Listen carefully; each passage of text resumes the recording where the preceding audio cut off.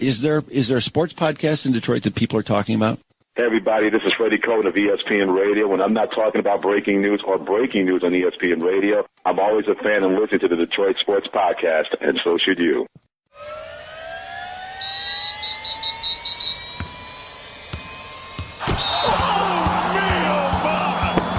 This is the Detroit Sports Podcast Network.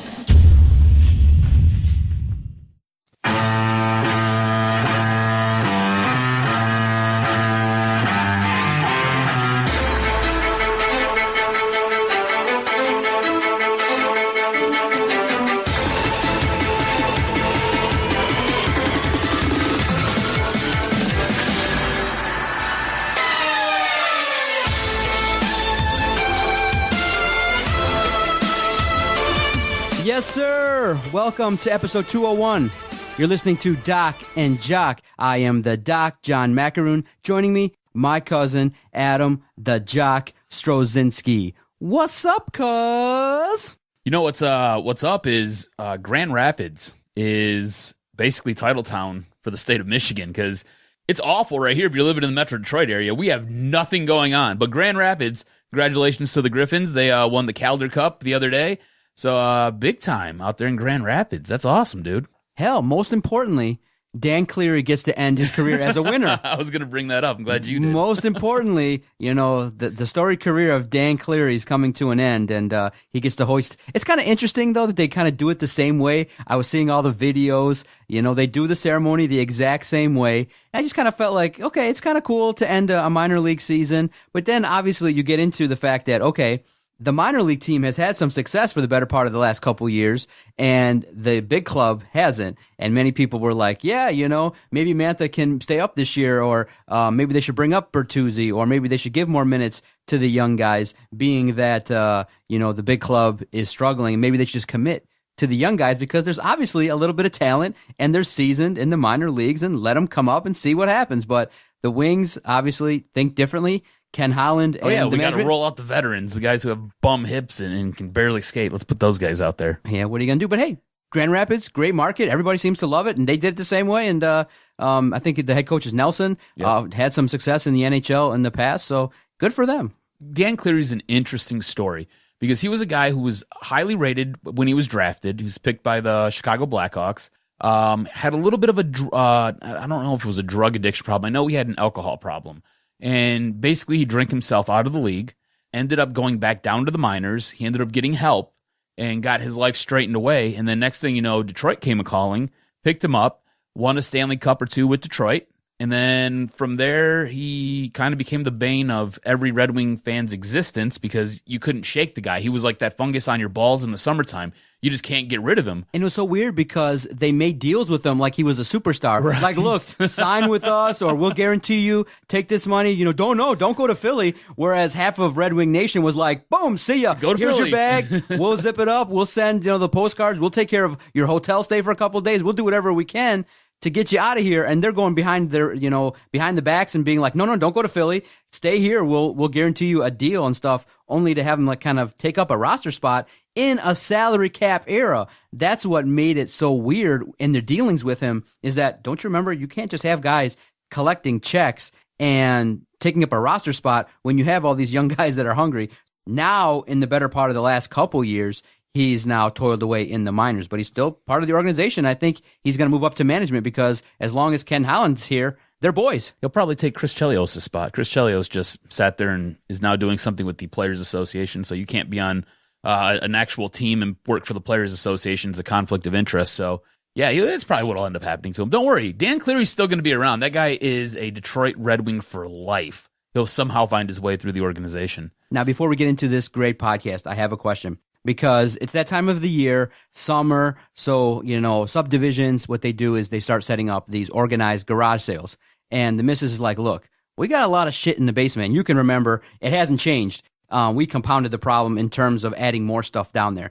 So last evening, you know, we set it up, everything's set. We're going to be part of the garage sale. So what are you doing with all those books you have down there? It's like a library. Now you're getting into, you know, don't bury the lead. Here we go. Don't bury the lead. Okay. Here we go. Sorry, my bad. You know, the missus is like, okay, get all the stuff. We spend an hour and a half taking stuff from the basement upstairs, and we're talking about kids' clothes. We're talking about all the stuff that you saw that was surrounding our first, foray into a studio down there in the basement.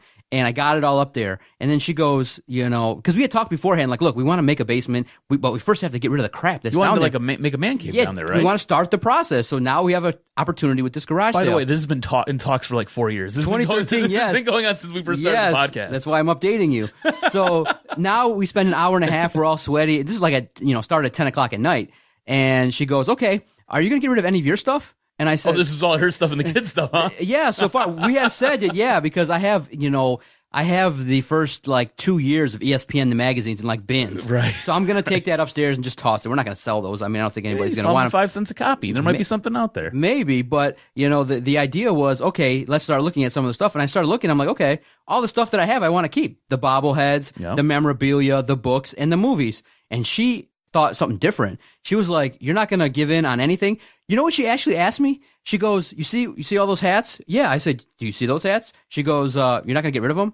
I said, do you read them? 97 championship hat, 98 Wings championship hat, 2004 Pistons hat. She wanted me. And I said, honey, the sweat value that I have, I'm not getting rid of those. I stood in line for those. I got there the next day, and I have, I think, every championship hat that's been out there in the better part of my life. So she wanted me to get rid of those, or she's like, okay, fine. So I said, wait a minute, you classified this as stuff? And so we got into a discussion, and then she's like, look, just pick one thing and get rid of it. You know what she pointed to? She pointed to the bobbleheads. She's like, get rid of this stuff. I'm like, all those. I'm like, no, honey. And we got into a discussion. And that's like a prize collection of yours. Yeah, they're nice stuff. That is like your thing. I said, whoa. Because me, things just go over my head, and I just don't take the real meaning of things. I said, you equate this to stuff? That's not stuff. That's important to me. The books, the movies. She's like, we haven't watched any of these movies, but no, that's cool. We have them in a bookshelf. They're all sitting there. I said, we can't get rid of all this stuff. I said, look, just go out there, sell whatever we just took out there. That's stuff. That was my mind, is stuff. Get rid of it all. If we make a couple $100, great. We can pay some bills and go on from there, and then we can just donate the rest, start the process of getting rid of it. So she equated it to like a power struggle, in that all the stuff that we got rid of was the kid stuff and hers, and she thought, I'm not getting rid of anything. But when you look at it, in the grand scheme of things, my stuff is important. My stuff is important. Her stuff is not important. It's old kids' clothes, and it's a bunch of stuff that young couples with kids could take advantage of. The kid's car seat that we brought the kid home in, the crib, and all that kind of stuff. We can get rid of all that stuff, no problem. But I mean, there's a couple of things like folders and things like that, garbage. But I'm not going to get rid of the poker table. I'm not going to get rid of my stuff. So then she gets into that whole power struggle thing. It's like, this is your house and da-da-da. I'm like, no. Oh, no. Just snowballed into a gigantic thing. Like, no, honey, I'm just thinking that your definition of stuff is not anywhere near reality, and there is no way in hell you're getting rid of this stuff. Okay, fine. You may think it's garbage. You may think it's absolutely worthless, but it ain't leaving the house. It ain't ever going anywhere. If we get rid of the stuff and the garage is cleared, I'll just move that stuff. Maybe the bobbleheads can show up here one day, or I can start to maneuver it around, but I'm not selling that stuff. Now this garage sale has put a wedge between my happiness and my wife, because we filled the garage. You see that garage I have? Yes. It is a 3-car garage. Filled. So I'm hoping today, the day this podcast is released, Friday and Saturday, people just come and we're going to sell things super cheap. Just come around, and I hope that people will buy up that stuff, because it is filled with stuff. And I'm like, literally, if we don't get $500 out of this, it might be an epic disappointment, because of the time that she's going to spend today. Luckily today I'm working 12 hours. It's no coincidence. I have a lot of visits today, but she's got to do it. And Thursday, you totally planned it. Yeah. No. But this garage sale thing, have you ever done a garage sale? Yes. Have you been successful with it? Do you like it? Because last year, when I was a kid, it was cool because I made a little bit of money. Mm-hmm. But my mom and my sister do it all the time. My mom's made so much on the garage sales that she's had over the last, I'd say 2, maybe 3 years. She's saved up quite a bit of money that she's now redoing her kitchen by selling so much crap. But yeah, no, they're successful. I mean, you just got to put the stuff out there. People want other people's junk. I just said, look, if we sell everything for $1, we're getting $500. There's literally that many items, of clothes, of things from the kids. You saw it. So I'm hoping it's successful. I'll report back next week in terms of the totals and things like that. But from last year, I got to see it a little bit. It is kind of unusual just to see groups of people kind of, swarm. They swarm. I was like, dang, there's actually a crew of people that kind of go around and look for garage sales and buy stuff. I never was really interested. My dad used to love doing that. We'll kind of walk around the city of East Point, kind of look around garage sales, and sometimes he'd just get bored and would just say, okay, I'm going to go out and about and kind of look for janky ass shit to go buy cheap. So it's fun, but it's not for me. I'm not into that kind of stuff. My mom lives, you know where my mom lives. My mom lives out in Oxford. And in that area, there are some really, really nice, well-to-do subdivisions, like people who are like CEOs of corporations and stuff like that. So my mom loves going garage sailing. Like she sells her junk, then she goes picks up other people's junk. Anyways, while she's usually out there, she's usually looking for different types of golf clubs for me, which she's found a couple. She'll buy me some nice golf polos. Every now and then she'll sit there and she'll find some type of memorabilia that somebody's trying to unload, and she'll pick it up for me. It usually works out well for me. I don't know how well it works out for her, but this is the one thing I can say. As far as the hats go, women always equate your hats to junk. I've got a collection of hats as well. They're in my closet, and they're basically falling all over the place. I've got so many of them, but those are my hats. The wife's like, why don't you throw this one out? You don't ever wear it. Why don't you throw this one out? You don't ever wear it. And it's like, I can't get rid of that one. I might wear that. You never know. And then, well, why don't you throw this one out? Well, I got that one back when I was like 14. Like, who has a hat from when they're 14? I still do. And then I've got other hats, and they're just different colors, different things, just different stuff that it's my hat, though. Like, you can't get rid of my hat. I really probably only wear, this is a brand new hat I just bought. I got on right now. I just got this past weekend. This hat will now probably be worn, I don't know, 80% of the time. I probably have one or maybe two other hats that I'll sit there and I'll work in with the rotation of this hat, but this will be the hat that I'll wear all the time now. So the wife looks at me and she's like, why can't you get rid of the other 47 hats that you have? You only really wear 3 of them. And I'm like, you got a point, but I'm not getting rid of my hats. Exactly. And same thing, your bobbleheads. I understand your bobbleheads. Like that took some time. That took some energy. And I think we have pictures on our Twitter feed from a while ago where like there was some time and some equity put into getting those bobbleheads. Of course. So those aren't going anywhere. And I don't know what your attachment to all those books are. I mean, those books worked out great when we first started our podcast. They were a great sound buffer. Yes, it was basically our foam padding to sit there and block each other from talking into each other's mics. But I don't understand what your connection to those books are. But I mean, it was my college education, cool. And then the rest of them from behind are poker books. Yeah, I read over them, and you kind of go over old theories and stuff like that. Why don't you bring them into the office? See, but then I gotta, we'll make you a bookshelf. I'll come in, I'll help you out. Yeah, I got tools. Yeah, I'll make a bookshelf here. And I know you're not good with the tools. I got I'm tools. Thinking, I'll bring stuff in. I'll make you a bookshelf. But don't you feel like the office is a little bit cluttered as it is? I kind of like it simple now. I'm not saying necessarily in the studio, per se, but out there in the lobby, in the other room back there. I mean, you can put those behind. Like it might be sophisticated. So for those who don't know, we basically operate out of a 2-room office, and one of those rooms is the studio, and the other room is where you do your doctoring. And it's a real nice setup. It's quite plain, I would say. You've got a nice big window. In front of that window, you've got a large couch, and then you've got your chair where you sit there and you basically stare out the window. I think you just look out that window when you're getting bored when people are talking to you. But behind you, there's nothing on that wall. We can make you a bookshelf right there. You can sit there and put up like 170 books if you wanted to. It makes you look like you're smart. Maybe we'll do that. Okay, now you have some ideas. Now the wife is going to call you and be like, thank you. Right. But the idea that she would consider that, and I guess the thinking is that Did you explain to her that you use those for reference? Yeah, she knows that. But see, here's the thinking now, and now I'm aware as we talk a little bit about what she's thinking. We said that we want to make a basement. Mm-hmm. She doesn't want that old stuff in a nice brand new basement. She doesn't incorporate my books or my bobbleheads or my sporting departments. It, in her mind, is now being looked at as space taken away from, her closet or her something that she wants to add in a nice. And she is right. She wants to put something down there, whether it be a play area for the kids or whether it be something for herself. Both. Yes. The thing is, you want to put a man cave down there. Yes. So you guys are coming at this from opposite ends. You're thinking this is going to be awesome. I'm going to have all my sports stuff down here. I'm going to have a place to play poker when the boys come over. You got We're going to be able to probably not smoke cigars down here, but it's still going to be pretty cool. And she's like, okay, well, I'm moving a lot of my dresses down here, and I'm going to have a vanity down here, and the kids are going to be able to play down here. And you're like, wait, what? So yeah, Exactly. this is the problem. So that's the problem. And so we had the discussion. I'm like, oh God, this garage sale I knew was going to be the death of me. Bane of your existence. When the money comes in, hopefully it turns out to be successful. And good luck to Andrea, because she's going to try to do it all by herself for the most part. My sister's helped out in the past, but this go around she ain't helping. So Andrea's going to be unloading, loading, collecting all the money. So If she has any questions, tell her to call my mom. My mom will walk her through everything she needs to know. no doubt about it. So I had a good feeling that the Tigers were going to come home kind of and play a much better brand of baseball than they did, in the better part of the last couple of weeks. But no. First game versus Arizona, Buck Farmer went back to Buck Farmer. That story ended pretty quick. Hold on. Here's the thing, though, right? Before you go any further, if I was to tell you that you were going to get 2 great outings from Buck Farmer and you're going to get 1 disaster from him, would you take that?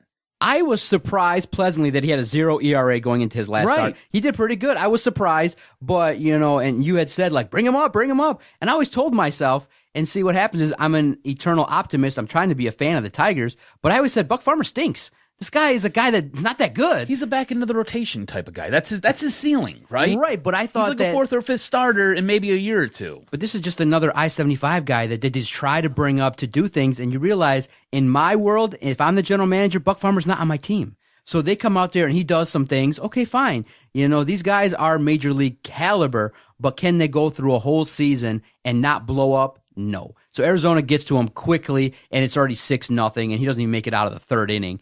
But I'll tell you this much: at that point, I was like, "There's no point in even watching this." At that point, I was heavily invested in SmackDown. Yeah, all props to Chad Bell coming up and giving them some innings, eating up a couple innings. The bullpen was really good. It was not that bad. The bullpen was pretty solid. But until the 9th. Until the 9th. When you need them, So the Tigers lost the first game to Arizona, and it was kind of a devastating loss, of course, because you bring in Justin Wilson in the 9th, and doesn't even make it to one pitch, and that one pitch is gone by Peralta. And you're like, oh, okay, we lose 7-6. And to add insult to injury, Fernando Rodney is the guy that gets the save for Arizona. Sideways hat and all. Yeah, so it's one of those things where you look at it and you go, okay, at the time of this recording, we're 3 games under 500. It is what it is. Things are starting to kind of crumble a little bit when you got players bitching to the media. You got a team that's not playing good. Your superstar is slowly coming around, but Miguel Cabrera has struggled, and it's a team that's not fading slowly. It's like the ultimate. You know what the Tigers are? They're like a clogged sink, and the water won't go down all the way and end it. No, it's like a clogged sink that ever so slightly is going down. You're like, damn, you filled it to the top, and you're trying to do everything, and all you want is just to drain the swamp, drain the sink, and end it all. But it's like drip, drip, win a game, lose a couple, win a game, couple players. And the way I was thinking about it when you said that you wanted to talk about the Tigers, the way I think about it is it's just a slow death. They will not allow us to just pull the plug, and they will not allow this situation to die the proper way. We need this thing to die. We need to pull the plug, stop the respirator, end this, but no, what the Tigers are doing to us is a season-long life support. That's what they're doing. And everyone's saying, look, I'm sorry, Avila. I'm sorry, your baseball team, it's dead. I'm sorry, it's not going to come back. We've tried everything. We've pumped them full of resources. We've given you money. We've given you offensive talent. We even got a guy that nobody thought would be good in JD Martinez. And so you got to hear from the DOC, right from the horse's mouth. Unfortunately, I got to be the guy, and I've never done it before, but I can do it in relation to sports.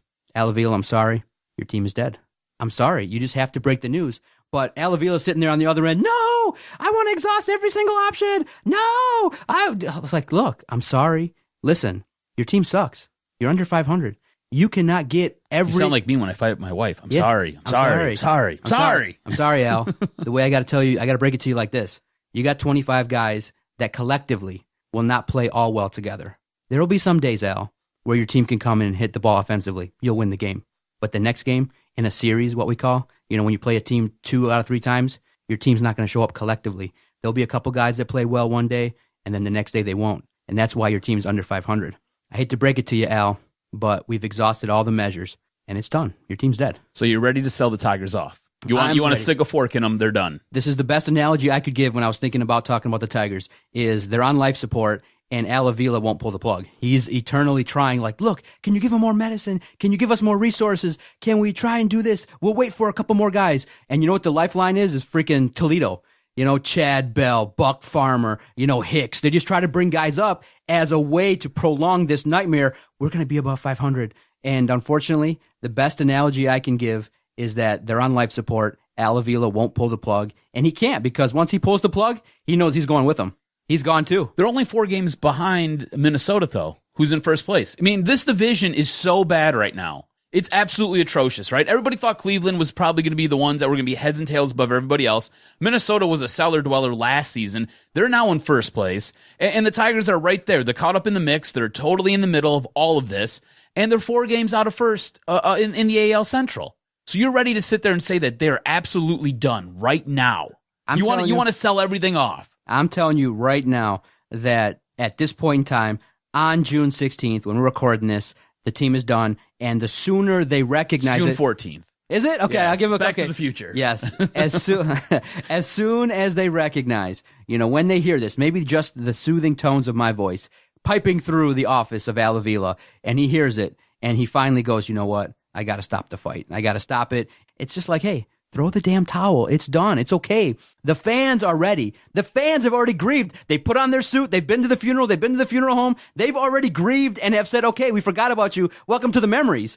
They're already after that. They've already had the celebratory buffet afterwards. They've already partied, danced on your grave. They've already done everything. And you guys haven't even decided to have the funeral yet. It's like, come on. Everybody knows. The biggest problem that the Tigers have is the support is gone. Everybody knows and has assessed this team properly. So when do they need to make up their mind that this season is over? Immediately, ASAP. They need to be in the works right now where they're not meeting about what they're going to do with Miguel Cabrera, if they're going to rest him, or they don't need to be making decisions on JV or Michael Fulmer.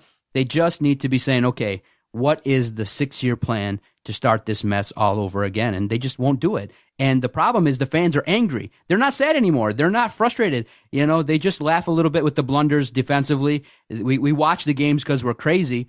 But if you're a realistic fan, you've already given them the death knell. I think it was maybe a year ago that most of the fans that were wise said, look, this is not a winning proposition anymore. Let's sell. So my thinking is that, when you ask when should they start shopping JD Martinez, knowing that people are writing that you could get maybe the top 2, the number 2 guy or the number 4 guy in an organization.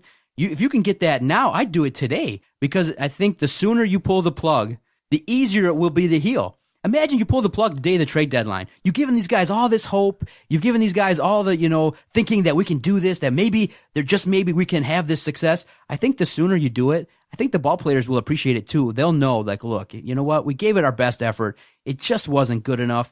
And I think they realize it too, that they're fighting, and it's making a killer for these guys. You see guys like Nick Castellanos, an easygoing guy. By all accounts, a guy that everybody says is a nice dude.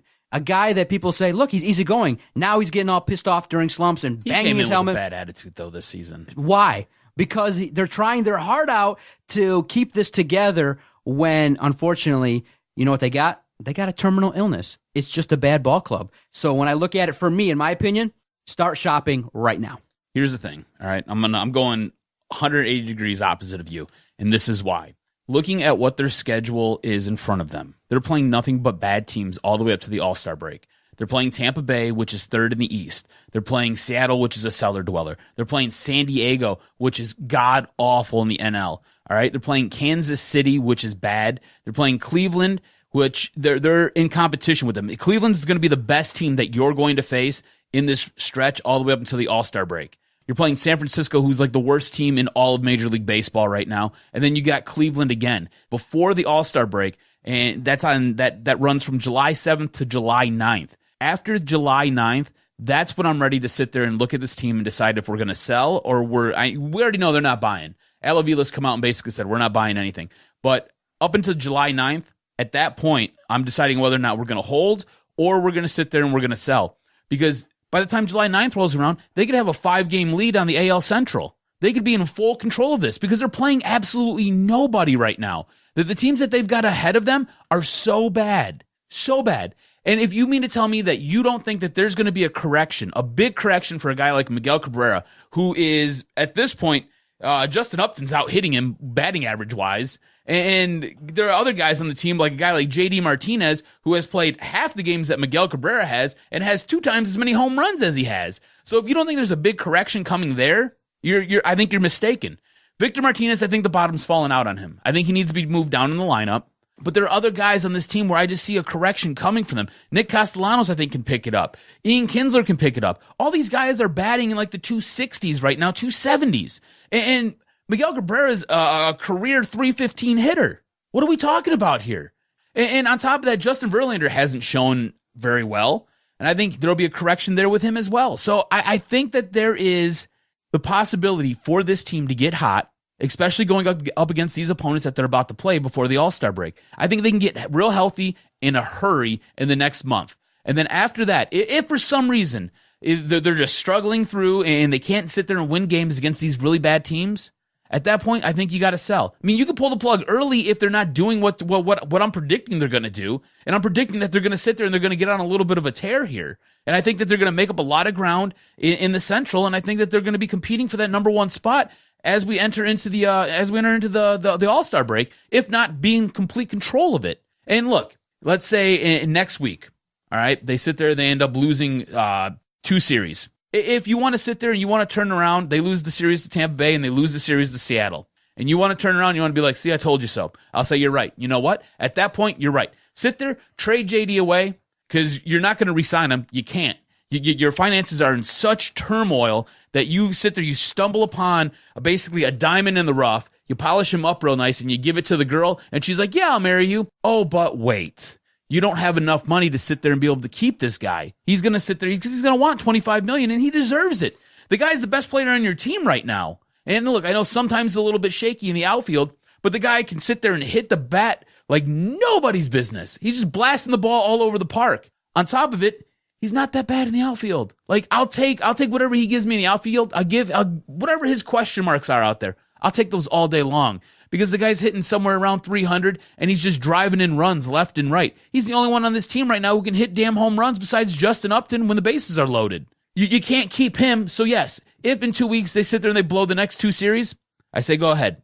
Sell everybody off. Sell everybody. If you can get rid of Miguel Cabrera, get rid of Miguel Cabrera. You can get rid of JD or JV, get rid of JV. JD's out the door. You got to get some for him. And I think it's great if you can get 2 of the top 5 prospects in other teams' organizations. You're not going to get the guy, but you can get the guy who's behind the guy, and then you can get the guy who's not necessarily behind him or the guy who's behind him, but you can get that other guy. That's cool, man. 2 of the top 5. Take it all day, because this minor league system, this system that gave you Buck Farmer, who came up and showed out really good for 2 games, then had a total gas can of a game the other night. This minor league system is atrocious right now. And you've seen what infusing new life will do to it when you went out and you got Michael Fulmer. You got Daniel Norris. You got Matt Boyd. You got these guys who were able to come in, and that was because you gave up on a guy like Yoenis Cespedes. You sat there, you traded him away, and you were able to get some guys in here who were able to help immediately. I think by getting rid of a guy like JD, if they sit there and they blow the next couple series, I'm okay with it. But I think you got to give this team rope. Let them hang themselves. That's what you got to do. You won't give up, man. You won't pull the plug. I can understand, but look, now you're being idealistic. I'm just looking at the schedule. I'm looking at what's in front of them, and I'm looking at what is going on in the Central. The Central is so bad right now. It is awful. I think it's going to make the disappointment. The disappointment is going to be much harder for you than it will be for me, because I've already detached. I pulled the plug. For you, you're holding on to a little bit more. I can understand that. I can respect that. But then, don't you see what's been going on now a little bit, where cracks are being shown when a guy that many people respect in that locker room, K-Rod, is coming out to the media and kind of divulging, pertinent information, saying that, okay, the issue with Brad Ausmus, maybe you could understand the manager's busy. He's like the CEO of the company. You just can't maybe have access to him right away. But to hear that Rich Doobie, the pitching coach, isn't in his ear all the time, K-Rod said, okay, I'm not down with this. They're not respecting me. I'm going to go to the media and start divulging information. Now, Brad Ausmus, I feel, handled it completely managerially and really professionally by saying, look, my door's open. It's a 2-way street. If you want to come talk. He texted me back in Houston and we had a chat and things like that. And I feel like it's one of those situations where Brad Ausmus can't really tell K-Rod what he's really thinking, which is, dude, you're not a closer. You ain't good enough. And at first, I kind of put you back in low leverage situations to build you back up because, dude, your stuff is garbage. And he's not going to go out there and tell him that. But the part where it's a little bit concerning is K-Rod's feeling like, hey, the communication isn't there, not with my manager, but not with my pitching coach as well. So that's a little bit of a sign of some discontent, and it's not something that I take lightly. I feel like it's a sign of maybe the first real crack in the relationship between the players and Brad Ausmus, because everybody thought that this dude was really good with his players and things like that, but you never know. There might be some more rumblings regarding playing time, who's being rested when, different lineups, different things like that. You know, when Nick Castellanos is mad, you could say he's being ultimately competitive for being pulled, but that is a complete sign of disrespect by showing up your manager and slamming your bat, and you could have injured the top player in our organization. So I'm looking at it like this.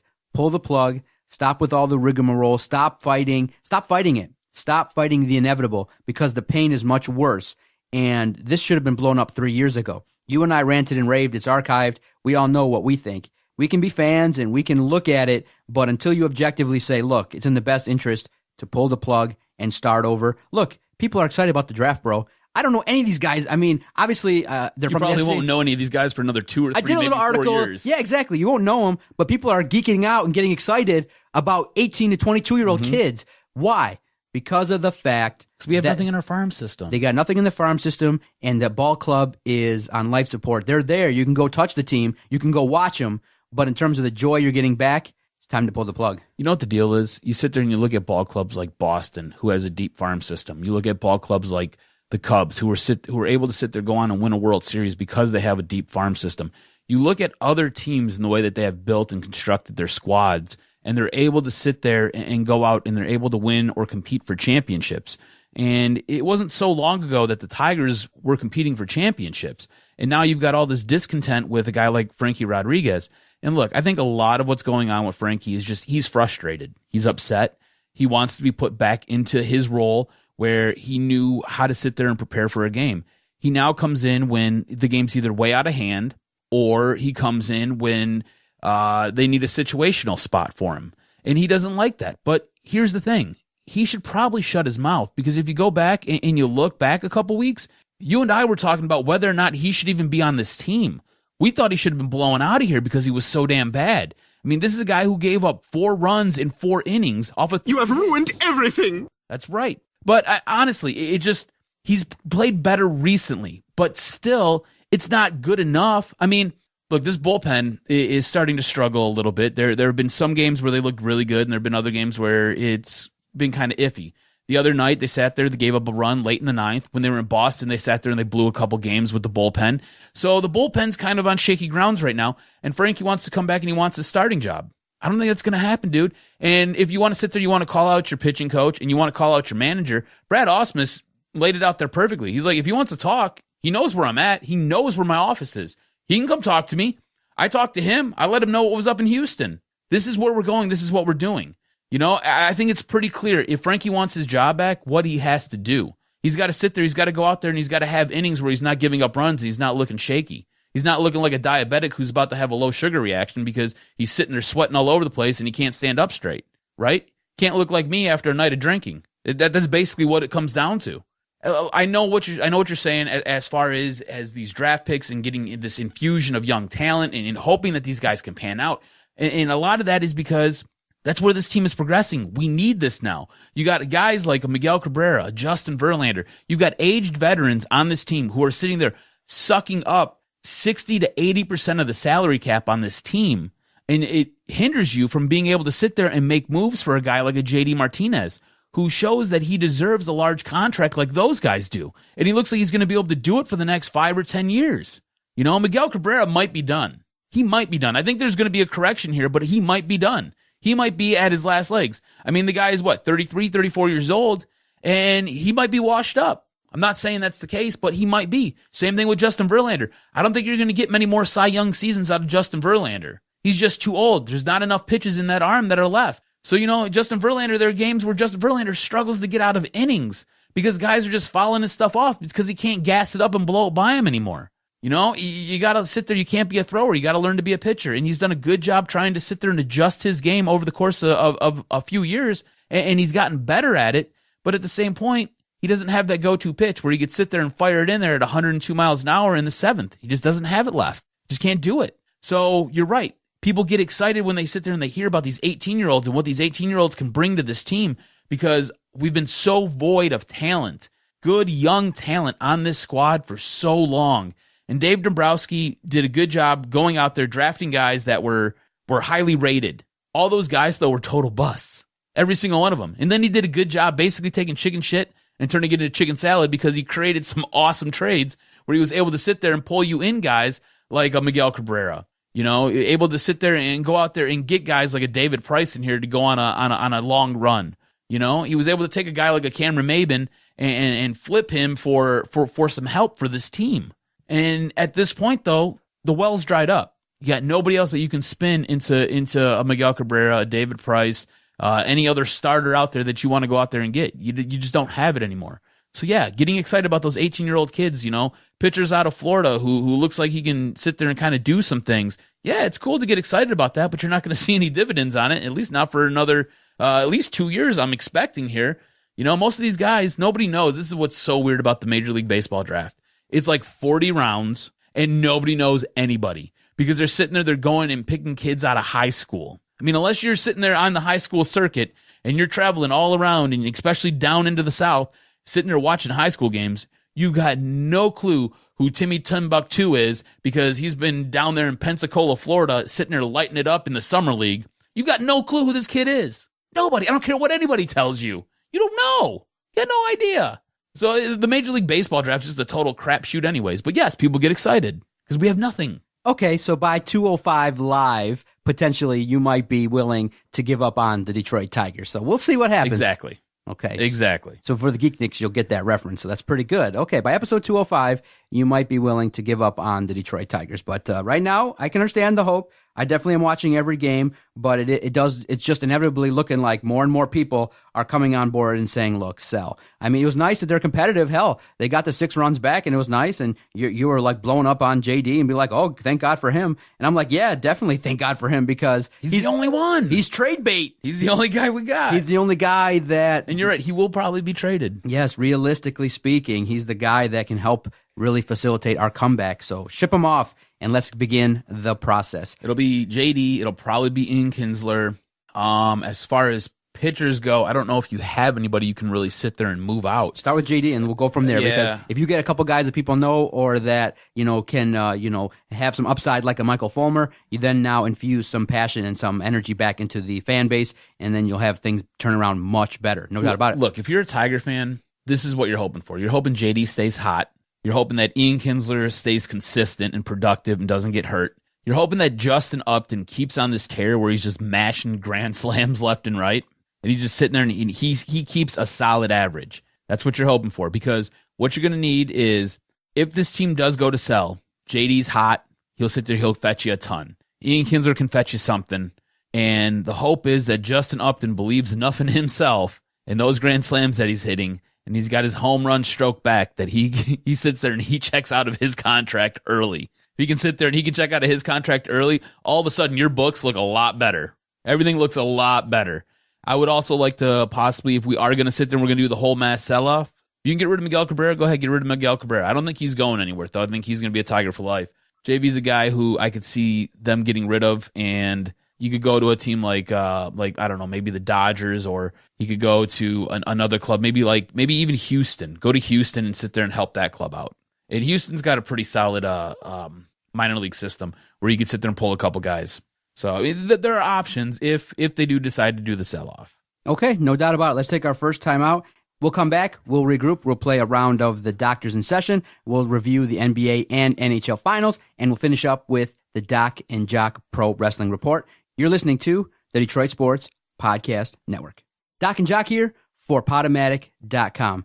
We've recorded well over 500 to 600 podcasts, and we've only used one host site, and that's Podomatic. When Adam and I were trying to figure out how to upload our recorded audio to the internet, it's lucky that I kind of Googled how to post podcasts, and the first thing that popped up, site number one, was Podomatic. And we've had a great relationship with them. All our recorded audio has been uploaded to Podomatic. And if you're going to start a brand new podcast, the reason why we recommend Podomatic is that they're user-friendly, very easy to work with, and all the links are reliable. They're a great company. They've been around since 2005.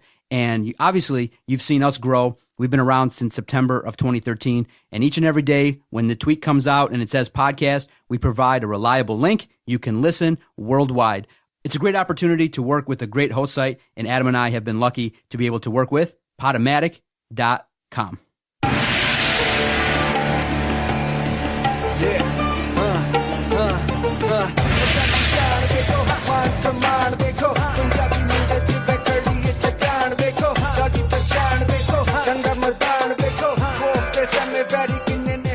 I do like that song. Doc and Jock, episode 201. Thank you for finding this podcast across the various platforms. Anywhere, really, you can find podcasts realistically, you'll find Doc and Jock and the Detroit Sports Podcast Network. All right, cuz. So Vito and I were bantering, and everyone really, lists are really cool. People kind of have a lot of websites, either through Maxim or through People Magazine, USA Today. People just love ranking things. And check out Vitos Show every Wednesday. Also, every Saturday, he does Two Bad Hombres with You. His show is Tiger Talk, and that airs every single Wednesday. So check it out. Vito's got great insight into the Tigers, as well as he's got a really fun personality. So you can see that shine through on Two Bad Hombres. No doubt about it. Vito is really top of the line. A really cool cat. I'm surprised that this company has kept documents and kept data on people's habits. So Pornhub has released 10 years. I knew this is where this was going. Yes, I'm shocked. 10 years worth of data that they've collected regarding searches, gender, what type of videos people are watching, what type of videos people are searching. And so the one that obviously that you and I were curious about in the article is, and the article's titled, "Here's the type of porn women really watch." Me, Vito, Jason, we're just bantering around with lists, and we came up with this idea called Top of the List. Are you aware of what the number one search is for women when they go on an adult site like Pornhub in terms of what they're searching for in terms of their video habits? It's grown by 500% in the years 2014 to 2017. I'll give you a couple guesses. Can you get what are women searching for in the search column when they go to adult sites? I'm going to say, okay, so initially I would think it would be more lesbian porn. It's on the list, but not number one, not top of the list. I know for guys, most of the time it's MILFs. That's on the female list as well. Is it? Mm-hmm. You hit the couple that have made the top 10 for women searches. Lesbian. Women are into watching male on male action. Are they really? Yep. Oh, that's weird. MILFs and squirting action too. Squirting's a favorite of mine. I like that. That's fun. So what do you think is the number one thing? It's increased by 500%. Drum roll. Can I name two? Try it. I'm gonna go anal or tranny porn. Nope, none of that. Women are searching world's biggest dongs. Oh, really? Yep. Well, that makes sense, I guess. See, they're interested in looking at big, huge phallic symbols. And so when I saw that, I'm like, what? And it's the C word, which I'm not going to reply because I wouldn't make it. I start laughing. But the search term world's biggest C word grew by 500% among women between the ages of 25 and 40. So between 2014 Mandingo and Lexington Steel are popular. You got it. So that made top of the list. It's very interesting to note that, Pornhub has a data statistical division and they've released it. I haven't looked at all, but, this site kind of has been sprinkling out information little by little, but, I'm kind of surprised women like male on male action. It's kind of interesting. Yeah, it's a little bit weird. It is weird, isn't it? I don't know. We're heterosexual males, so I mean, things we like, women probably aren't going to like. Yeah, maybe it goes into that curiosity thing to be like, what are they doing? Yeah, like how does that even work? How does that even work? Yeah. But women are interested. So when they say, size doesn't matter. Oh, they lie, dude. They lie. Yeah, They lie. know. They lie. So, okay, that was top of the list. And Vito failed his first effort, and you did as well. So maybe how many did I get? How many did I get in the top 10? I didn't. They only listed the top 5, and you got most of them. I got most of them. You got most of them. Yeah, I got a problem. All right, I know you got a lot of things stewing in that brain of yours. This is what we call the doctor's in session. Jock has several questions lined up, and he's curious to see how I'm going to handle it. And what we call the doctor is in session. But to be the man, you gotta beat the man. And I'm saying, woo, right here. I'm the man. Woo! Yeah, so a ton going on inside my head besides random porn. So let's just start right here with Detroit. And this is something that we're talking about to open the show.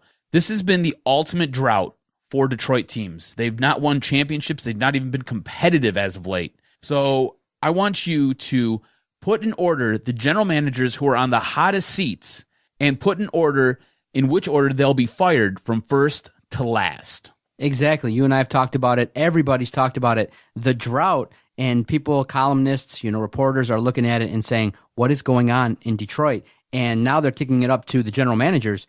And at this point in time, we might have the worst collection of general managers in the entire history of Detroit sports. And you look at it and you go, if the Detroit Lions are your flag bearer of success, there's something deeply wrong and very concerning. But obviously, I'll put Bob Quinn last. He probably will be the last man standing, and he'll be the guy that's going to be leading an organization that's going to be well. Now, we'll put Stan Van Gundy in terms of general managers because he's the president. But Jeff Bauer's the figurehead. He's really a guy that's just there helping out with Stan Van Gundy. The final decision obviously goes with Stan, the man. So to kick off the list, I think the first guy that's going to be gone is Avila. You just kind of get a sense that this era has to be capped off with him being fired because, unfortunately, he is tied in. You can't avoid it. He's tied into Dave Dombrowski. So he was his right-hand guy, and you gave him a chance, and some of the signings that he's made have been awful, and you look at it and you go, he hasn't really done a whole heck of a lot to really upgrade the talent. And you look at it and you say, you know what?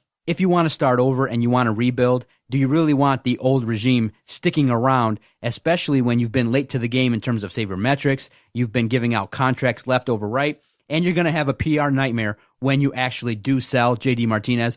Everyone's going to say, look, Justin Upton got big money, Jordan Zimmerman got big money, you're now cash-strapped because you've handed out big money, and the guy that actually deserves it, a guy that's a symbol of the town, a guy that people revere because of the fact that he wasn't really a natural-born talent. He kind of worked his way up to become better. You're going to have to let go of J.D. Martinez.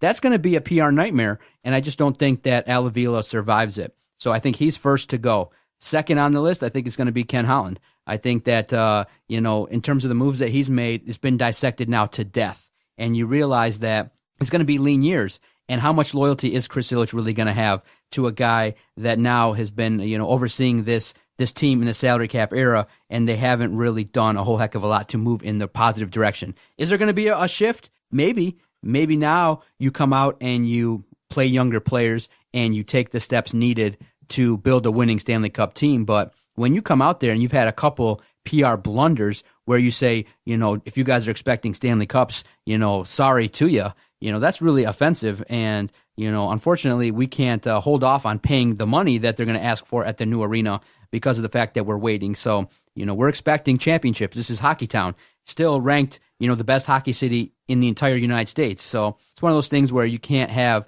that kind of PR and you have to have hope. And many Red Wings fans are kind of looking at the organization cross-eyed because of the fact that, look, the guy's been here quite a bit, and it's just through the evolution of sports that change is needed. And you can give him credit for the cups in the past, great, but now it's a new era. Sports is a future business, and you give him the credit for the stuff that he's done, but for the better part of the last decade, it hasn't been good enough. Stan Van, I feel like, could also be a guy that's going to be a candidate. He's going to be on the hot seat pretty soon because of the fact that, really, in essence, all teams in the East are screwed because LeBron James just lost the title. He's going to be recruiting, and other organizations are in better spots. You got the Celtics with a great team so far and a great foundation, adding draft picks, and they've made moves to continue their stocking up of great draft picks. They're going to take the pick from Brooklyn next year. Many people think that it might be the number one pick again the following year in 2018. So Boston's in a good spot. A lot of the other teams like Milwaukee, like the Bulls, are in much better spots already, and they're only going to get better.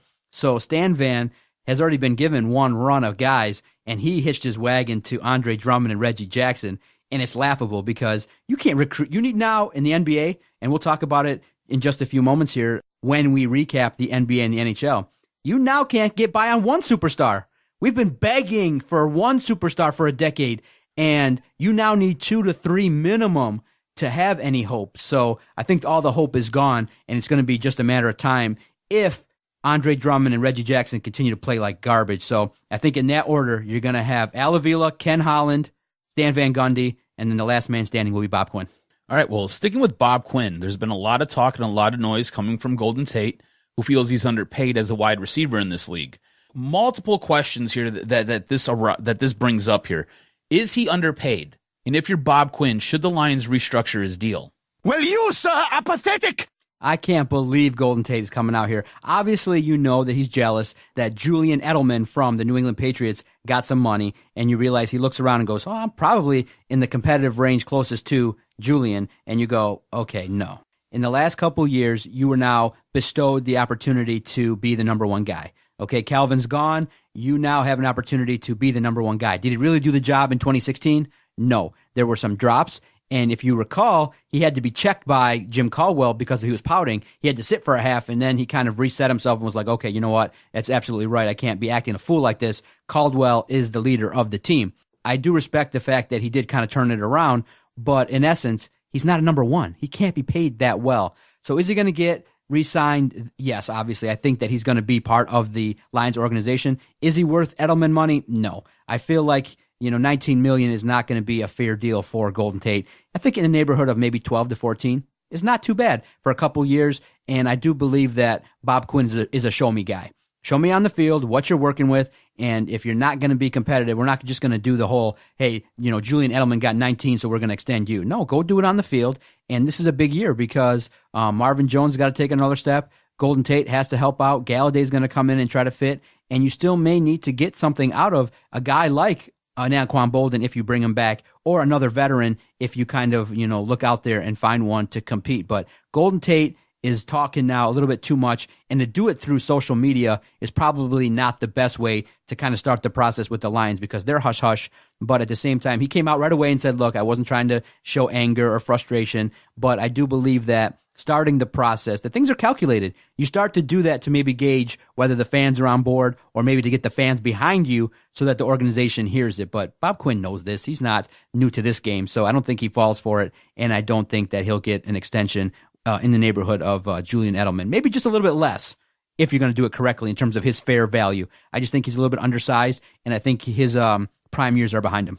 And Golden Tate has basically averaged 93 catches a year, a little bit more than that, roughly 1,074 yards a season, and on average, he pulls down roughly 5 touchdowns a year his entire time he's been with Detroit. So he is a valuable asset.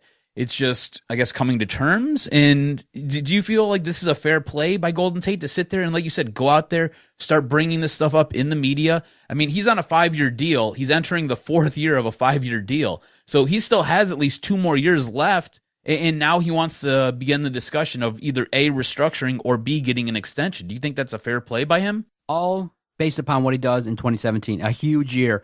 Because everybody knows, okay, Matthew Stafford's been given the world, and you're part of the formula. You're part of the equation that's going to lead to either Matthew Stafford's success or failure, and he's got to do more. And all you got to do is, if you want to pull him into a meeting, you go, look, okay, here, let's go watch what you did versus Seattle. I don't think that film's too impressive. Bye-bye. End of the meeting. Go get me a Starbucks. That's it. All right. I like where your head's at there.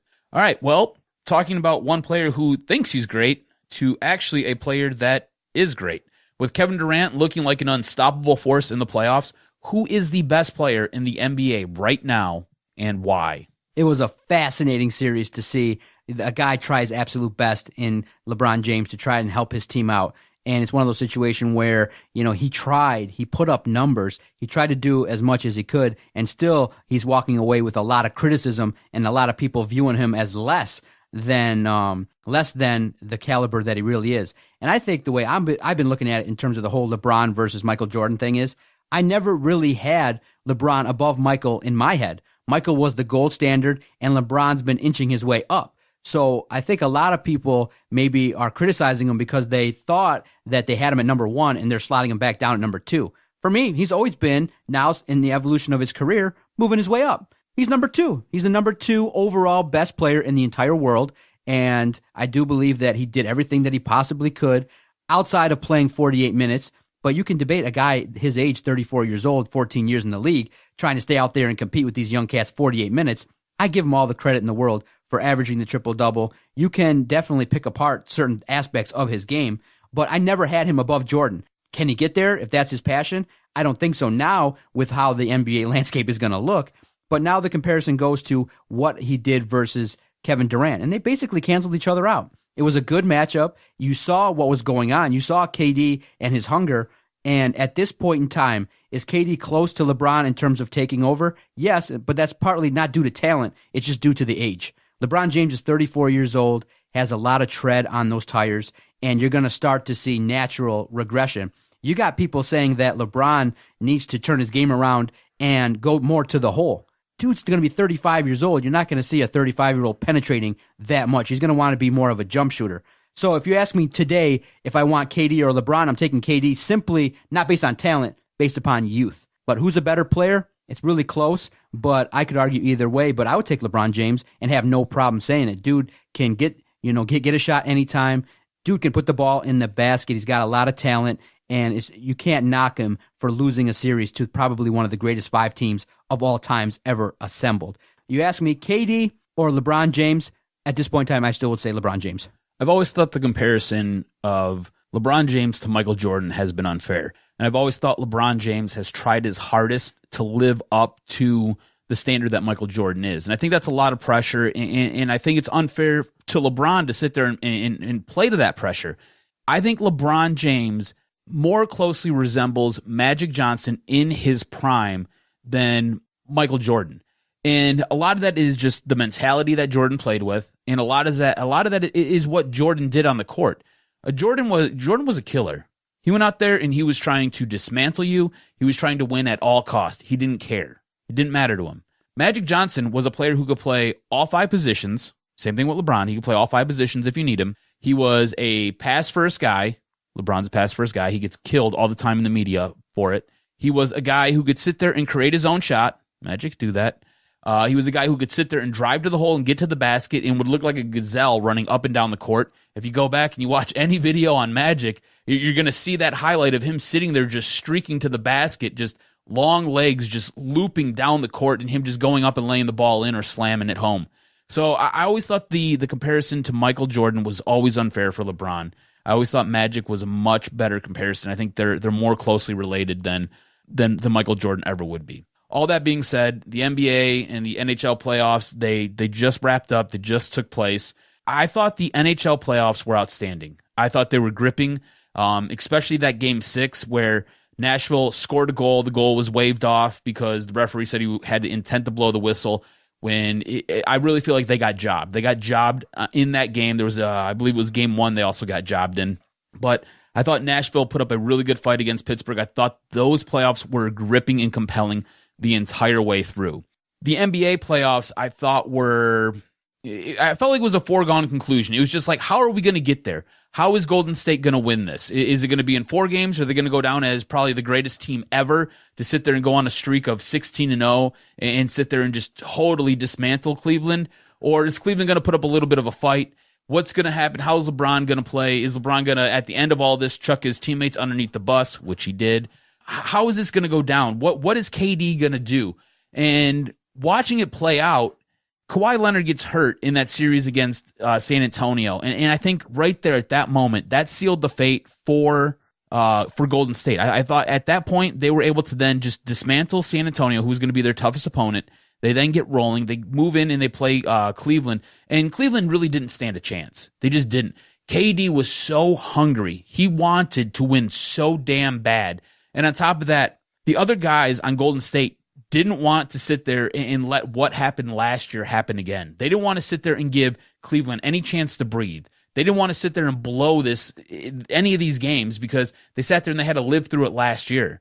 So I think if I'm Cleveland, I'm looking at this like, man, we just got trucked. But you got trucked by a team who was so eager to win and so hungry and wanted it so bad for different reasons. They wanted it for KD because KD wanted to sit there and he needed to get a championship, right? You sat there, you had a team who ended up losing last season to Cleveland after sitting there being up 3-1, and they were embarrassed by it, and everybody talked about it. And so they had that chipping away at them.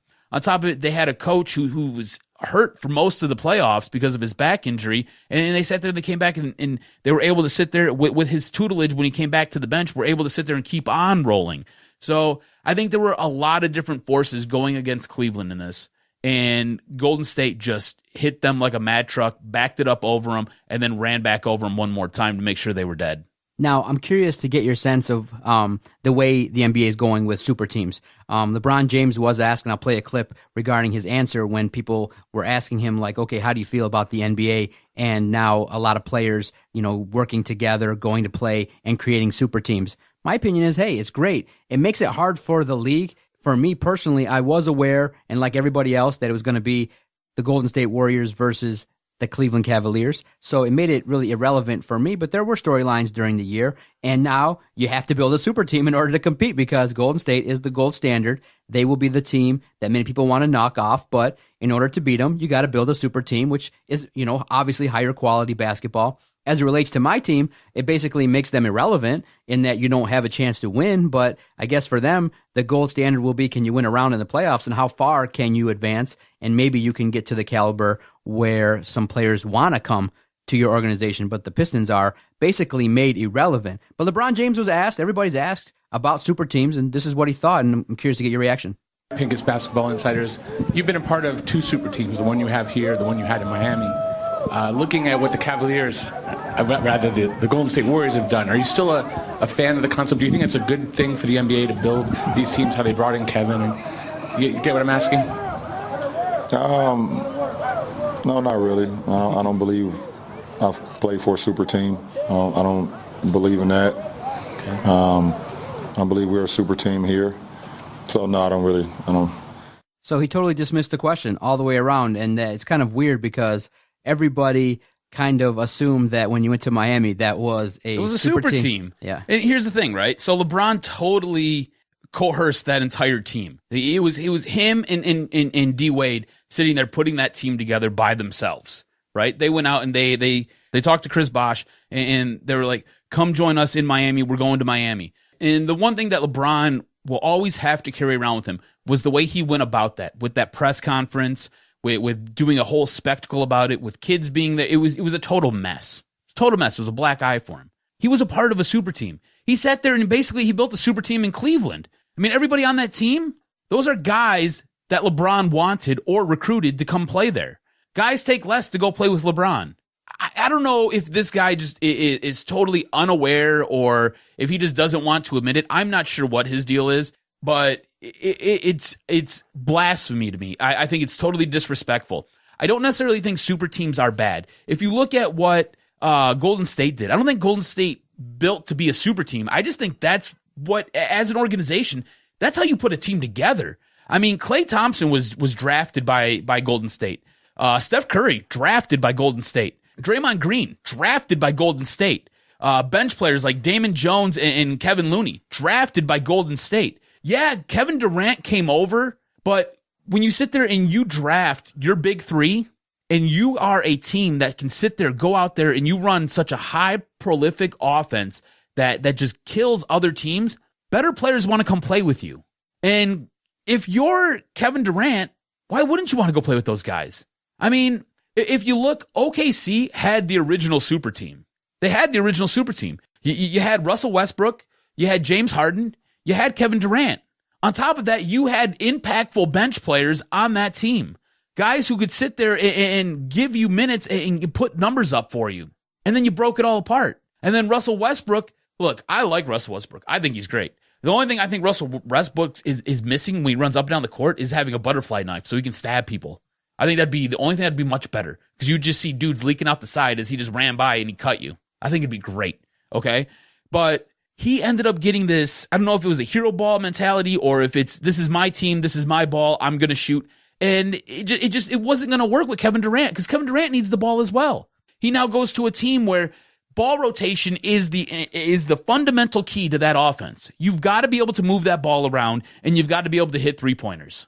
That's exactly how that offense runs. That's what it does. You know, you get big minutes and you get big production from guys like Andre Iguodala who sits there and comes in and can give you 22 points off the bench if he has to. Or if you need him to start, he can sit there and start.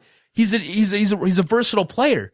So you've got guys and you've got pieces on this team that are able to sit there and come in and do things for you, as well as sitting there being able to accentuate all the things that you do well.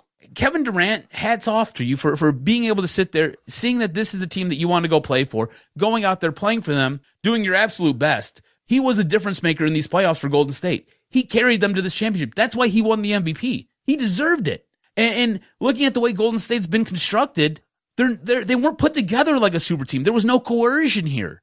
This was a team where you have a general manager who obviously knows how to draft, and you have a head coach who knows how to get the best out of his players and knows what types of players he needs so he can run his offense. And that's pretty much what it is. I mean, if you really look at it, this is a team that if they can't sit there and they can't beat you by scoring 187 points, they'll play some defense and they'll sit there and they'll find a way to win. I mean, there is something special about a team that is able to sit there, win 73 games, and then you add one of the best players in the league. If not the number one best player, you add one of the top 5 best players in all of the NBA. It makes a huge difference. This team rock and rolled to the championship. They deserved it. Now, ahead of the break, obviously the last thing that I want to talk to you about regarding the NBA is, a lot of people now are talking with the president, Donald Trump. Clemson recently went. Some organizations have gone, but some players have decided to kind of forego the opportunity to go talk to the president. What's your take on the fact is it's kind of interesting now because maybe rumors leaked a little bit that the entire Warriors organization doesn't want to go, so that it kind of came out before the White House extended the invite. So now the White House kind of knows it, so they could kind of just turn around and say, well, we'll just let it go and not invite them formally so they don't have to deal with the PR nightmare. But do you see more entire organizations deciding not to go? And if you had an issue with Trump and you were part of a winning team, would you go? It's a really tough question. And I think this speaks more to where we are as a country. We're super divided right now, like super, super divided. I think it's really sad because you've got a guy in the White House who has made a lot of enemies and has made a lot of people angry. There are other people on the other side who are shouting at those people who are upset. They're ecstatic that he's there.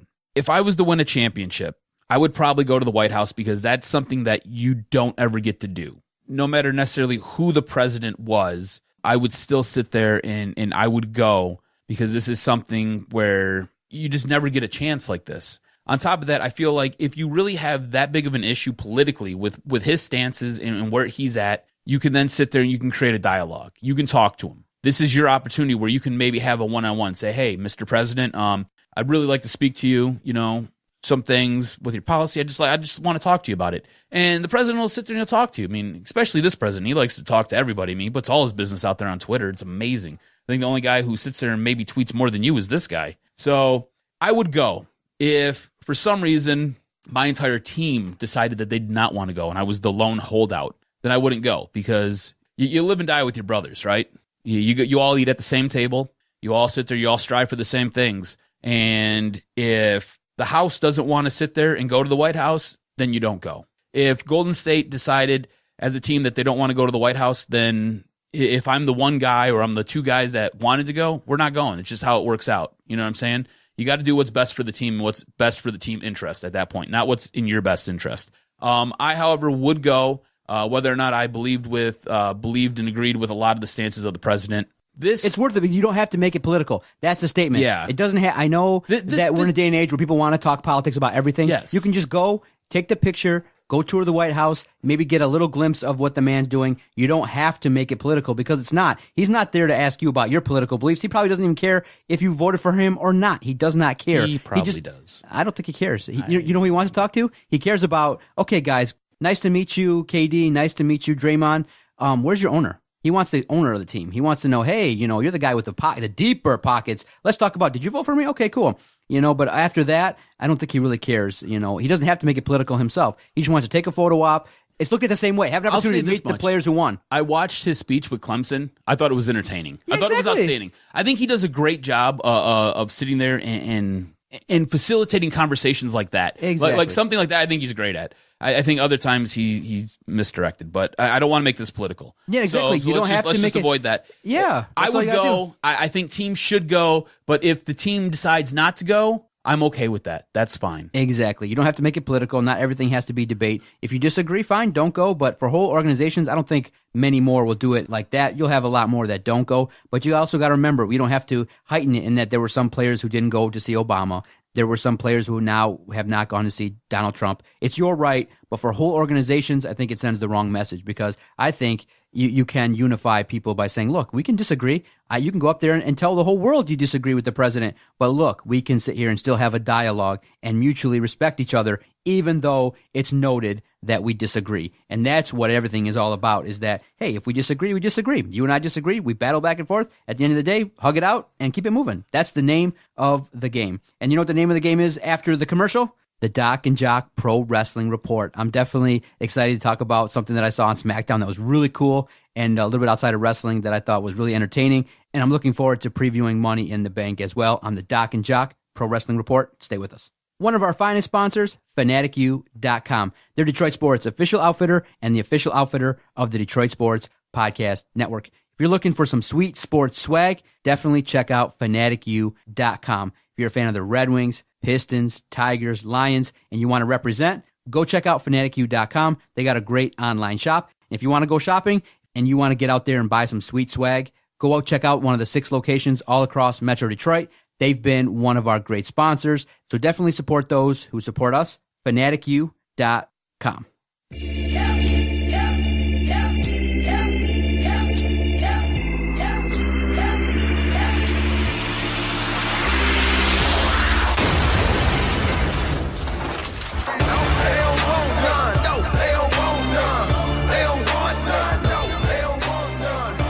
It's pay-per-view week, sir. It's always pay-per-view week. No doubt. Almost too many of these damn things. Almost every other show. You think there's too many pay-per-views right now? Yes, I do. I was just having a conversation with my buddy Brian. What's up, Brian? Hope you're feeling better. He's in the hospital. He had a little surgery done, so hopefully he's doing good. He listens to our show every single week. Always gives me good feedback on it, whether he liked it or whether it was trash. So usually it's good stuff. But I was talking to him about it, and he was like, "Dude, I agree. Too many pay-per-views." And this is what I had devised. This is kind of what I had figured out. I don't know why they don't do this, because this would help salvage all of us, right? Because I just think it's way too many. It's like every other week we've got one of these things to watch. But if you sat there and you did a monthly, right? 1 month you'd sit there, you'd do your Raw pay-per-view. The next month you would do your SmackDown pay-per-view. And then basically every quarter, so your third month, you would do your combo pay-per-view. So now you would get 1, and then you'd have the joined one. And then you'd go 1, the joined one, 1, the joined one. And those joined ones are your big ones. That's your WrestleMania. That's your SummerSlam. That's your Survivor Series, Royal Rumble. Yes, that's those. So I think it would work out much better that way. On top of it, it would save me from having to sit there and invest all this time, all this energy into these stupid pay-per-views. But unfortunately, know who you're going to upset? The stockholders. Well, I understand why they do it, and it's to sell the network. It's to sell, So you go out there and you spend the $10 a month, and you sit there, you buy a pay-per-view, and you get another one included, and then you can sit there, you totally forget about it, and the next thing you know, on your credit card statement, you got a $10 purchase for WWE, and that's what it's there for. That's why it's there. And so when you have a publicly traded company, all the events, obviously, they're not catered for people to watch them. They're there because it's a live event as well, which is a gate. And so that means that each event that's held on a Sunday is a bunch of money. If you sell 15,000 tickets to an event, now you've made some money. And if you just double it, you go, okay, more money in the coffers, so that Triple H, Stephanie, Vince, his boy Shane can all get money, and they can, kick back a little bit to the wrestler. So that's how they make their money. Unfortunately, that's why, when you see the UFC get sold for $1 billion, you're not going to see less events. You're going to see a whole hell of a lot more, because the company that bought it for $1 billion or so, or $4 billion, whatever the number was, they want their money back. And so that means more events, more. But for me, just to rate the UFC, I agree 100% in the UFC and the WWE. With more pay-per-views, the quality has gone a little bit down, and it just stinks a little bit in that, it'd be great to see a Raw and SmackDown combined pay-per-view every single month, and just have some, maybe, just a separate kind of league thing too, where those pay-per-views maybe are not extension of what goes on those shows. Maybe they're inner company kind of things, where just the pay-per-views are matches like AJ Styles versus Dean Ambrose, and mix and match and kind of do that kind of stuff. But hell, we have a bunch of ideas. It's definitely is quite a lot more of time to invest in the pay-per-view. Is there a match that you're looking forward to on Money in the Bank? Is the men's Money in the Bank, the women's Money in the Bank got your attention? I'm not really looking forward to the men's Money in the Bank. I don't necessarily care who wins that. I am looking forward to the women's Money in the Bank. I think that will be interesting. With what just took place on SmackDown the other night, I'm kind of interested in the match with Lana. I really liked her finishing move. I thought that was pretty cool. It'd be nice to see what her ring gear actually looks like, because I'm getting tired of seeing her come out in a blue sequins dress.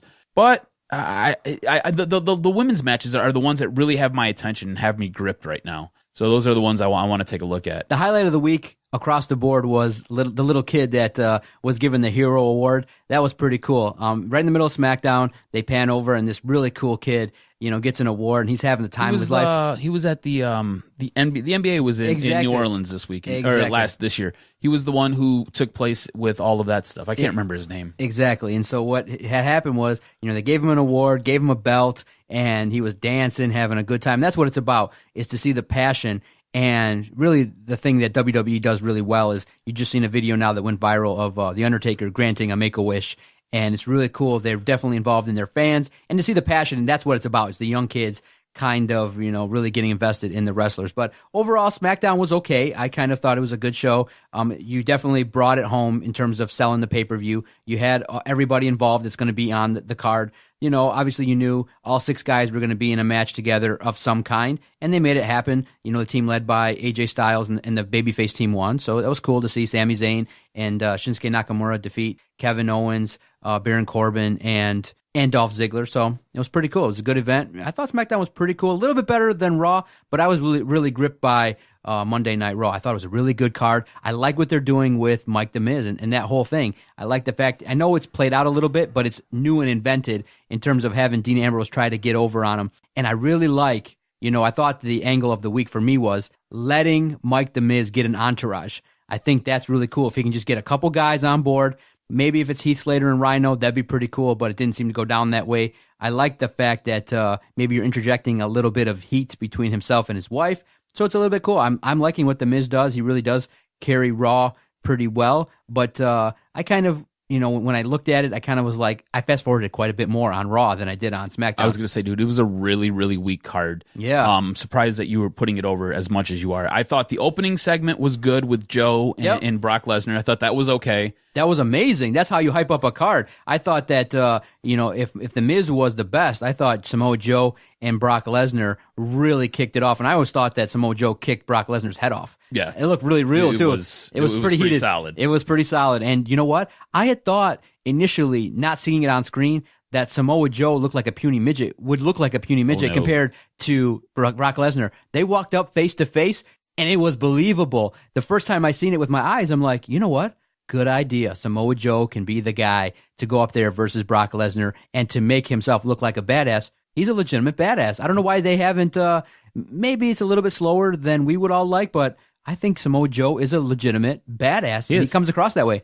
They've done a good job pumping him up that way, and it's believable. This is the thing about him, right? And this is what we were talking about last week. His character is very reminiscent to what Stone Cold was. Yes. He's kind of, is he a good guy? Is he a bad guy? He's kind of in the middle. He's a legit badass. He's a guy who you don't want to trifle with because he will kick your head off, like you just said.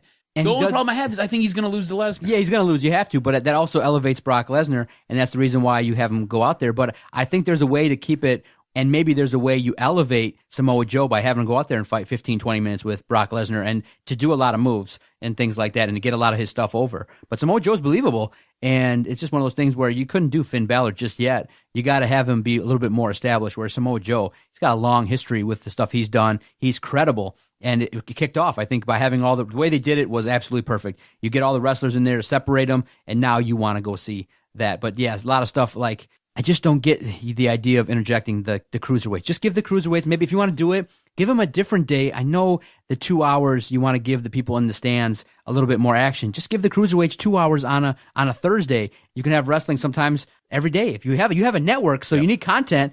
That's what's killing Raw, is that I don't care about Noam Dar, or I don't care about Dar. I don't care about all these other guys. Match, it was so bad. I don't care about Neville. I fast forward through it. See, I like Neville. I think Neville's good. I like Austin Aries. I think he's good. I think you've got a couple guys who are really good.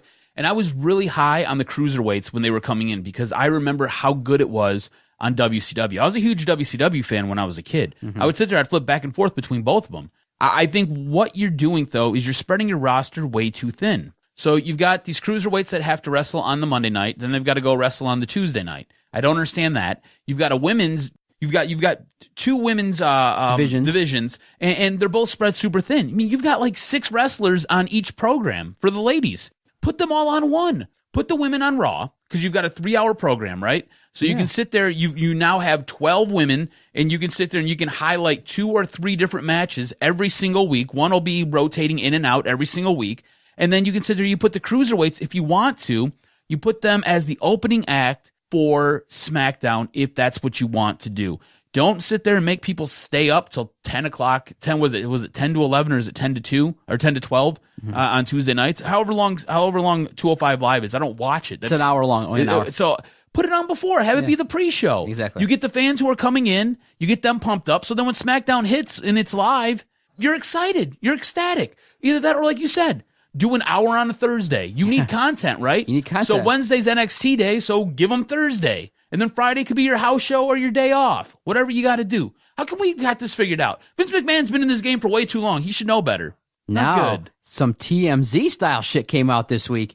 I had no idea that, Bray Wyatt was married. I don't get involved too much in the wrestlers' personal lives unless they're intermingling in the company. Mike and Maurice. He's intermingling in the company. That's for damn sure. Bray Wyatt, now I'm aware, was married, and I guess he's no longer going to be married because when you show up to shows with JoJo, you're going to have some attention. And JoJo got a booty on her, bro. And I guess like that two fine hams. JoJo don't care if dudes are married. So she's like, okay, obviously Bray Wyatt was having an affair, allegedly, and now it's come to fruition. People are snapping photos. Bray Wyatt's getting divorced. Yeah, Bray Wyatt apparently walked out on his wife and his 2 kids because he's been sitting there plugging JoJo. She's the ring announcer for Monday Night Raw. She's cute. She's very attractive. Very attractive. She's got a body for days. And I guess that character, his wrestling character, it sucks because, and that's why one of the reasons why I think Raw wasn't that great and I didn't rank this segment that high is that now you've made Bray Wyatt a caricature. He comes out there, he comes out with the flies, and the entrance is okay. But now he talks and talks and talks, and I go to him. He's an upper mid-card guy who gets beat all the time. I'm like, Seth Rollins is going to destroy you, and he's not believable anymore. No. He needs to have an epic beatdown of somebody, or he's got to change it up a little bit because the gimmick's getting old. Yep. And you haven't made him believable that he's a guy that's realistically going to be able to do anything, but just take do the job for the guy. So great. Bray Wyatt is now Jinder Mahal. He's an enhancement talent. Really? That's what he is. He hasn't gotten any, in the feuds that he's won, he hasn't really come across as being like, yes, he's gotten on a run. Super because dominant, right? Yeah, because then the next feud, he gets destroyed. Yep. So it's just weird. It's you build him up, then you tear him right down. John Cena's coming back on 4th of July. That'll be nice. Rumor and speculation is he will be a free agent. This is the discussions in the back. They're talking about him being a free agent where he can bounce between brands. Yeah, just kind of show up. It's fine. So I don't think I like that. You mind that? I don't mind at all because if John Cena is going to be a part-time guy, let him just show up wherever he wants. Maybe he just stays that way. Sometimes he shows up on Raw, sometimes he shows up on SmackDown, especially if he's not going to be consistent because he's going to come and go and the dude's put in his time. He can do whatever he wants. You know what's funny? A few years ago, he was sitting there calling everybody out about being a part-time talent, and now he's a part-time talent. Braun Strowman, this just recently came across. He has been cleared, so he'll be back. Originally, they were saying his elbow injury is going to take 6 months for him to return. It's taken 6 weeks, so he'll be back. Interesting thought I had while we were discussing the whole Samoa Joe, Brock Lesnar. All right. What if, because you got to try to figure out a way to keep Samoa Joe strong, and you don't want to put the strap on Joe, and you don't want to take it off of Lesnar for whatever reason. Mind you, this is the first time he showed up in over 3 months, which I think is ridiculous. What if Braun Strowman beats up Roman Reigns at the next big pay-per-view at Great Balls of Fire, because Roman Reigns has nothing going on right now. After that match, because Braun Strowman has already called out Lesnar, he interferes with the Joe-Lesnar match. So now Lesnar keeps his title. He's been dismantled by Strowman, and Samoa Joe loses. Well, Samoa Joe would technically win, but he doesn't get the championship because it's a disqualification. So now Braun Strowman has interjected himself into the mix. He will challenge Lesnar. Joe gets a win but doesn't get the belt. So you're keeping Joe strong, keeping Lesnar strong. He gets to keep his belt, and now you set that feud up. What are your thoughts there? Nothing wrong with that at all. But I think for me, you keep elevating Joe in another way. You just have him take, for me, I'd say that potentially speaking, why not shock the world? Why not? Because people are clamoring for the belt to be seen more. I mean, a guy like Brock Lesnar doesn't technically have to have a belt. If you want to interject a new feud, is you state your case, but you actually have Joe win the match. So that would be great. I would be so excited if Joe won the match. Yeah, Braun Strowman shows up, clocks Brock Lesnar, and costs him the belt. Now he's got heat on Braun Strowman. That feud goes away, and now that feud will kick off, and then Samoa Joe can then go on to another feud, maybe a more realistic feud with Finn Balor. I like that. I like that. I think that's a great idea. I think if you're going to put the belt on Samoa Joe, that's how you do it, in that you kick off a couple different feuds and you give him the belt, because dude's worked hard. Samoa Joe could be the champion, and I think it would be very believable as well if you interjected it with Braun Strowman, the returning guy. Now, finally, you got a review of another match. I've got two more things that just came across. So, per Pro Wrestling Sheets, Rusev's been cleared to wrestle, so he should be back probably either this week or right after. He'll be back right after the pay-per-view. And then there are rumors swirling from Dave Meltzer, who writes for Wrestling Observer, is one of the most trusted and respected names in all of wrestling. Kurt Angle supposedly will wrestle Triple H. Much needed. It's good for older guys. That's a perfect angle that can be told by both guys. I mean, I don't think it's new. I think they fought before. No, they have. And there was a whole thing with Stephanie involved where Angle was supposed to be putting it to Stephanie, and Triple H found out. So I'm wondering if Stephanie's going to come back and she's going to sit there and tell Angle he's been doing everything all wrong, get in his face. Angle's going to stand up to her. Triple H is going to come in to sit there and protect his wife. And that's how that's going to probably kick off. Now, that'll probably be for what, SummerSlam, you think? Maybe, potentially. Maybe, or they play it out and start the planting the seeds maybe for the Survivor Series or the Royal Rumble, or even drag it out to, it seems like it would be better served for a WrestleMania moment. I gotcha. That could be who's texting Kurt Angle and telling him he's doing a bad job and not liking his stuff. It'd be Stephanie. Exactly. Now, if you do want to watch something on the network, The Table for Three with Kevin Nash, AJ Styles, and Shawn Michaels, it's must see. It's really good. Is it really good? Yeah, it's about 21 minutes, and they kind of talk about each other a little bit, and it's a good show, Table for Three, where just the wrestlers or old-time guys will sit around and just conversate. Did you see the one with Jim Cornette? I love Jim Cornette. I haven't seen that one, no. Awesome. It's good, Jim Cornette? I love Jim Cornette, and Jim Cornette, Eric Bischoff, and I can't remember. In this new season, yep. Yeah, no doubt about it. Table for Three is a great show. There's a lot of great content on the network, stuff I got to catch up on. But sounds like Okada and Omega had another battle, and you saw it. Oh, my God, it was epic. Better than the first? Okay, so this is the thing, right? So Okada versus Omega #1, which took place at Wrestle Kingdom 11, was outstanding. It was so good, right? It was like 43 minutes of some of the most brutal and awesome wrestling you'll ever see. They come back for Domination 2017, and it's a 60-minute Iron Man match. And these guys go at it. And the Dave Meltzer gave the Wrestle Kingdom match a 6 out of 5 stars. Best match he's ever seen, he said. This one, he gave a 7 out of 5 stars, and it's well-deserved. I didn't think they would be able to top Wrestle Kingdom. This is outstanding. So Okada, Omega. Such a good match. If you can find it on YouTube, that's where I watched it. New Japan Pro Wrestling has been pulling them down off YouTube. Every time I find a good one, they sit there and they pull it down. I watched the entire thing the other day, though. Dude, it was so great. There were spots where they would have like a 5-minute exchange of moves, and the whole time you're just like, you're just losing your breath, or you're like, oh my God, and you're sitting there and you're like twitching and tweaking in your chair because these guys are just laying it all out there. By the end of the match, Okada had a huge purple welt above his right eye, could hardly see out of it. He sat there, he dropped, now the tables in Japan are totally different than the tables here in America. The tables here in America just explode on contact. They have these tables in Japan where they have like this steel rebar that runs underneath them around the frame of it. I don't know if they just grabbed the wrong table or what, but Omega was put on this table. He's laid out. Okada climbs up to the top rope, and from the outside, he jumps, and he drops an elbow right in the middle of Omega's chest. He ends up hitting his rib. The table doesn't break. The table kind of cracks in the middle, and it kind of falls over a little bit, but Okada ends up busting his rib on the steel rebar, which is there, and he probably has a broken rib or a cracked or a fractured rib. And if you look at his elbow's completely purple and black and blue. So he probably blew his elbow out as well on just this one move. It was absolute insanity. It was such a good match. I'm not going to spoil the ending for you. If you get a chance, go on YouTube, find it. It's great. In this match, though, you had a double swerve, which was awesome. So Okada is usually he's the face. He's the good guy. All right, he's the champion for New Japan. He does an excellent job. Omega is the American coming in. He's a heel. He plays a great heel over there in Japan. He refuses to speak Japanese, even though he speaks fluent Japanese. He won't give the fans the time of day to speak Japanese to him. He'll only speak American to him. It's outstanding. It's great psychology. It's so good. In this match, Omega ends up becoming a face, and Okada becomes a heel. On top of that, you've got signs of the Bullet Club, and if you don't know what the Bullet Club is, you need to get up on the Bullet Club. You have signs of the Bullet Club imploding as the Young Bucks were out there at ringside like they always are with Kenny Omega. but you had Cody Rhodes come down from the back ready to throw the towel in because Okada was just taking it to Omega, just giving it to him. And he was ready to throw the towel in and sit there and end the match. This is all going on. The entire Bullet Club is sitting there. They're all concerned. Everybody's worried about what's going on with Omega. You've got the Young Bucks holding Cody Rhodes back, not allowing him to throw the towel in. This ends up serving as a little bit of a distraction for Okada. Omega comes back and fires on him with 2 or 3 big moves.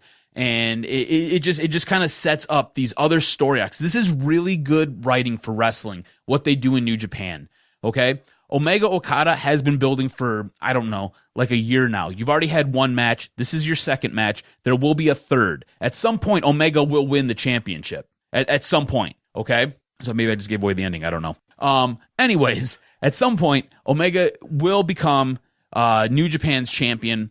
In the meantime, you've got Cody Rhodes sitting there, who is now setting up to challenge Okada for his own match for that championship belt. So there are like 5 different story arcs going off of just these 2 guys in this match. It's amazing the way they write this stuff. Check it out. I implore you. It was one of the best wrestling matches I have seen in such a long, long time. Very good job, sir. Definitely we'll try to find it if New Japan doesn't pull down all the events. Yanking it, dude. They just keep pulling it down. Every time I find a really good one, I'll send it to Brian so he can watch it because he loves Kenny Omega. That's cool. He's a huge fan of him. Very cool. They just keep yanking it offline, man. Okay, great podcast. This one's now coming to a close. Episode 201 in the books. Looking forward to a fun weekend. Father's Day is ahead. Hoping for a good U.S. Open.Maybe a nice opportunity to watch some golf, hang with the kids, hang with the family, and have a fun weekend. But I enjoyed the podcast this week. Very good stuff. It was good, man. This was a lot of fun. And happy Father's Day. A little bit early for you. Thank you very much. Greatly appreciated. For the Jock, Adam Strozinski, I am the Doc, John Macaroon. Thank you for downloading this podcast. Always greatly appreciated. Thank you very much. Go Tigers. Let's win some games. This was locker room talk. Second deck. Sorry, Detroit. Didn't quite work out. And all I can say is Detroit Sports Podcast scores. I hear voices in my head. They counsel me. They understand. They talk to me.